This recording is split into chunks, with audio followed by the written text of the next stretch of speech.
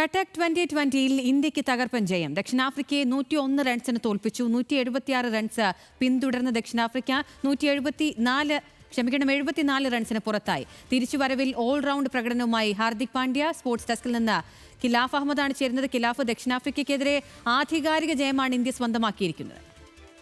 തീർച്ചയായും അഖില സൂചിപ്പിച്ചതുപോലെ തന്നെ ദക്ഷിണാഫ്രിക്കയ്ക്കെതിരെ ഒരു ആധികാരിക ജയം തന്നെയാണ് ഇന്ന് ഇന്ത്യ കട്ടക്കിൽ സ്വന്തമാക്കിയിരിക്കുന്നത്. 101 റൺസിന്റെ ജയമാണ് ഇന്ത്യ സ്വന്തമാക്കിയിരുന്നത്. ഇതിൽ നമ്മൾ എടുത്തു പറയേണ്ടത് ഇന്ത്യൻ ബോളർമാരുടെ പ്രകടനം. അക്ഷർ പട്ടേലും അതേപോലെ തന്നെ ഇന്ന് ബോളിംഗ് ചെയ്ത എല്ലാ ഇന്ത്യൻ ബോളർമാരും മികച്ച രീതിയിലാണ് ലൈനും ഡെപ്തും എല്ലാം കീപ്പ് ചെയ്തത്. അതുപോലെ തന്നെ ഇന്ന് എടുത്തു പറയേണ്ടത് മറ്റൊരു താരം എന്ന് പറയുന്നത് ഹാർദിക് പാണ്ഡ്യയുടെ പ്രകടനമാണ്.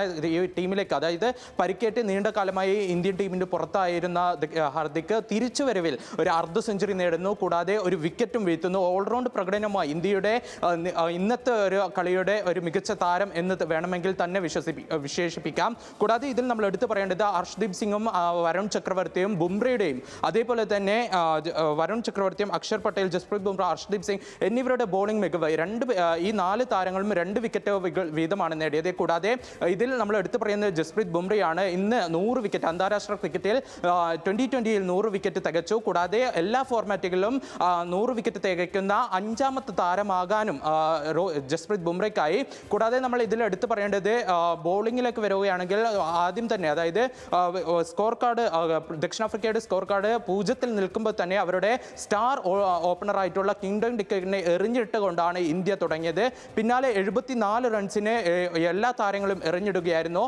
ഇന്ത്യയുടെ ബാറ്റിംഗ് നിരയിലേക്ക് വരികയാണെങ്കിൽ ഇന്ത്യയുടെ മുൻനിര തകർന്നപ്പോൾ ഓൾറൗണ്ട് മികവുമായി, അതായത് ഹാർദിക് പാണ്ഡ്യയാണ് മികച്ച ഒരു പ്രകടനം കാഴ്ചവെച്ചത്. കൂടാതെ നമ്മൾ ഇതിൽ എടുത്തു പറയേണ്ടത് 4 സിക്സർ കൂടി നേടി താരം 2020-ൽ അന്താരാഷ്ട്ര 2020-ൽ 100 സിക്സർ നേടുന്ന താരവുമായി ഹാർദിക് പാണ്ഡ്യ മാറി.